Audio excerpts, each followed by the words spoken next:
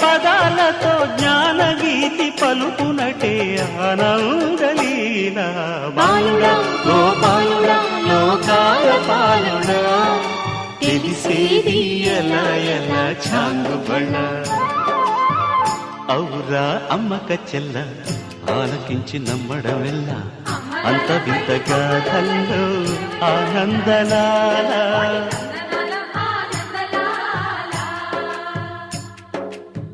బాపురే బ్రహ్మకు చెల్ల వైనవంత వల్లించవల్ల రేపల్లె వాడల్లో